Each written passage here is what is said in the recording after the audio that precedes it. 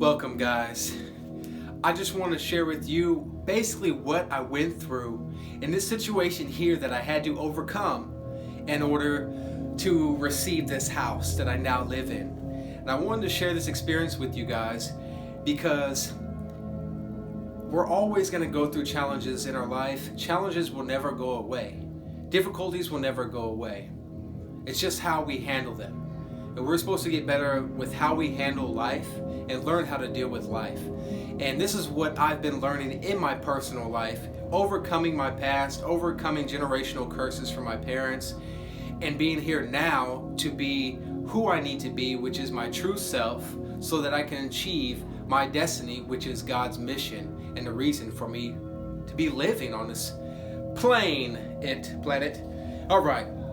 So basically, guys, I was on my way from Mexico to Washington. I have some family in Washington and as well as some friends in Washington who offered at least to kind of just look out every once in a while and say, hey, we'll make sure you're not starving to death or etc. But basically it was to go camp outside in 115 degree weather in the desert of Washington. Probably would have died, right? And fortunately enough, on my way to Washington, my car broke down.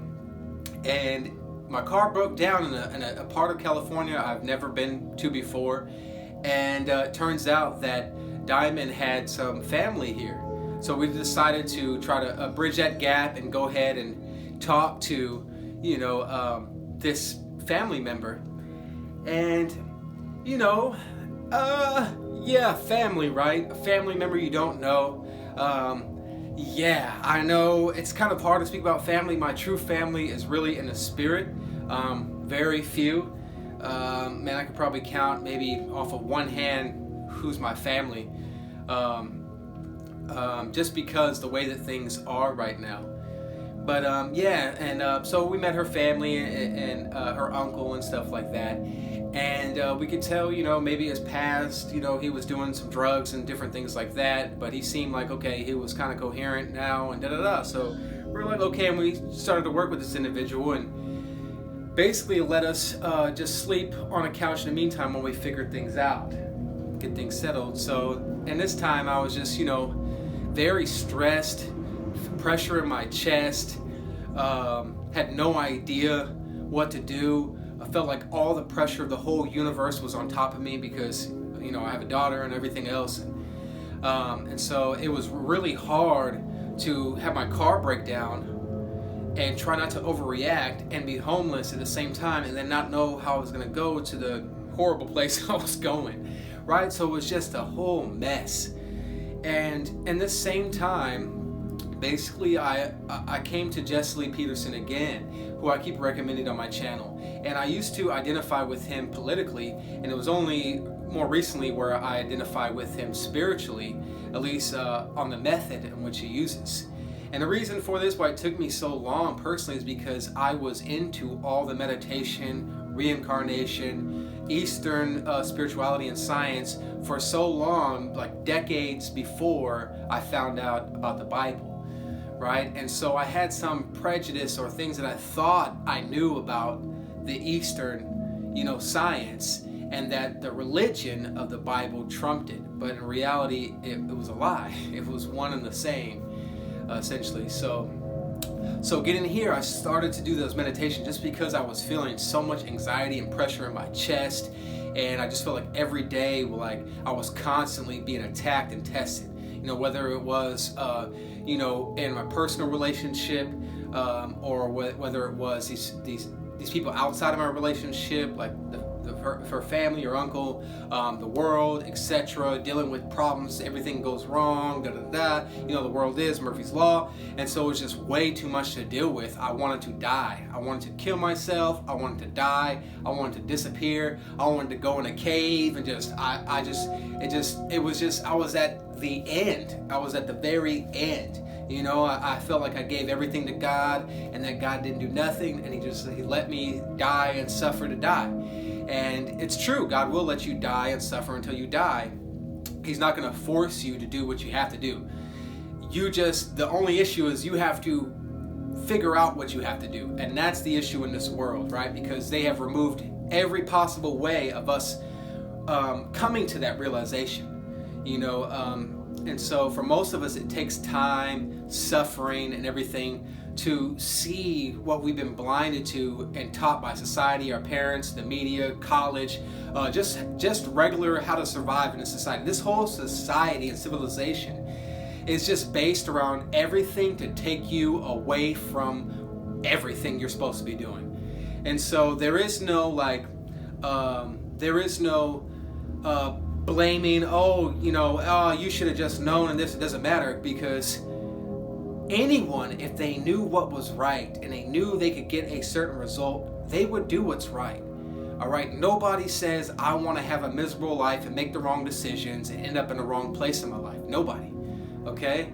And so there's no point of holding that against somebody. Instead, we're supposed to help others become aware, all right, so that other people don't have to suffer like we had to because our parents didn't do their job, right? Or our civilization didn't do its job. Our education didn't do its job, right? Everything is crap and everything is worthless, right? And so everything is just out here is here to destroy you and take you away and distract you from God, right? It's so rare to find any type of content or anything anywhere in the world ever that will take you out of it, right? And so when we come to this, it is the most valuable thing in the whole universe, in our lives, that you'll ever come to know in your whole existence, all right? And so when you come to this, take it seriously, all right? And then begin it and share with others what your experience is. And so back to the point, so basically in this house, just sleeping on a couch or whatever, the people started acting crazy, started inviting over meth heads, crack heads, and crack pipes and all this other crazy stuff, stealing stuff, screaming, hollering, and all this other stuff, maggots in dishes, people ain't washing nothing, cleaning nothing. I mean, it was insane. And then they had, like, two of the people here had people who should be in nursing homes who are crapping themselves and got diseases and can spread these diseases, and they all in this house because they all want to buy drugs and all this other stuff. And we started to see what the reality was and what was really going on here. And normally what I would do in my past is I would flee. And I've done that before. When things get hard or issues come up and I realize, there's nothing I can say or what to these people, we just got to leave. We've left in the past, and because of that, we've always suffered.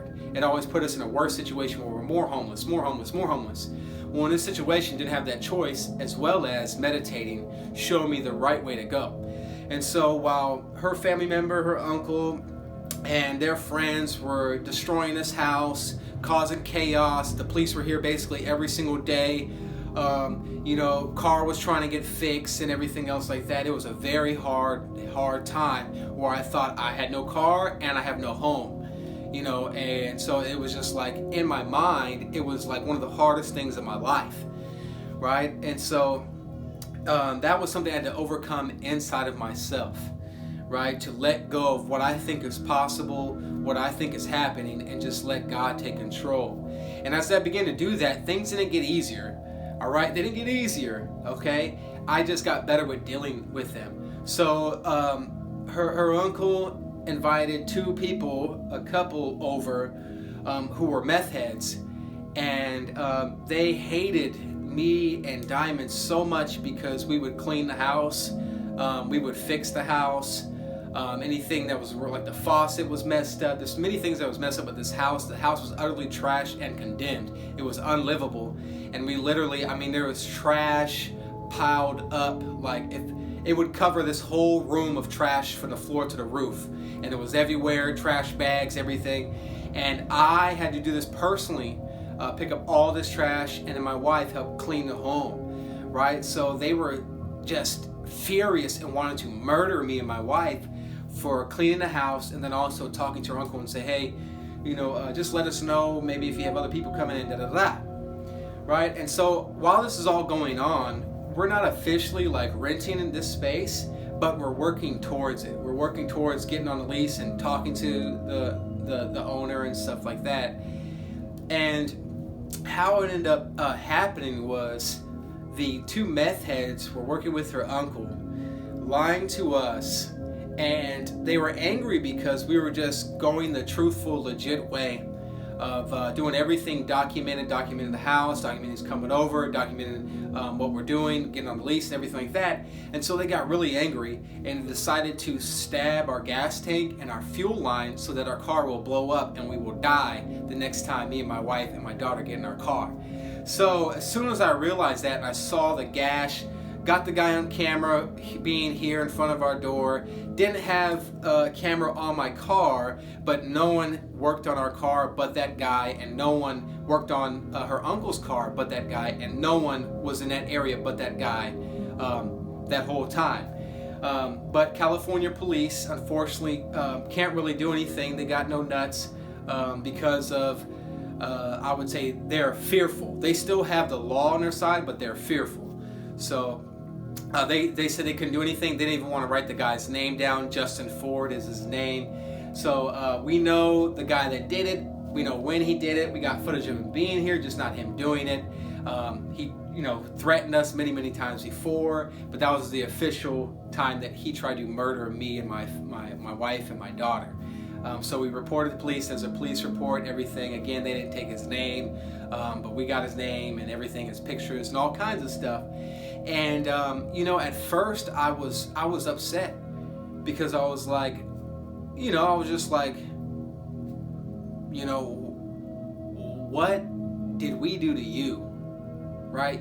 These people came and they were living here, trashing the house, living for free, not cleaning anything, doing meth, and just whatever, and we were cleaning and that. So it just put me in a place where I had to realize that people who are like that are just evil, and they're just full of the devil. And there's nothing you could say to them. There's nothing you could do for them. And there's no point of trying to kill them, trying to get justice, trying to snap their neck, or trying to stab their car, or trying to get over on them, because then you're just getting into their realm of evil. You're just saying, oh, you did evil to me, so now let me try to get in that realm and do it back to you and get vengeance. And that really put me in a position where it was like, I could never do something that evil to somebody, especially consciously. And that's been my whole life. Never done evil to anybody consciously, ever. Never had a malicious intent on anyone in my life, ever, never. Other people in my life, I've experienced people have malicious intent against me, but I've never had malicious intent against nobody. All right, so it was just like a huge, just whoa. This is what the world is. Doesn't matter skin color. They're white people, but doesn't matter. People really don't care. They want to murder you because of their life is miserable and they hate themselves, right? And so I had to really absorb that and take that in and go, wow, I gotta let go, because if I try to get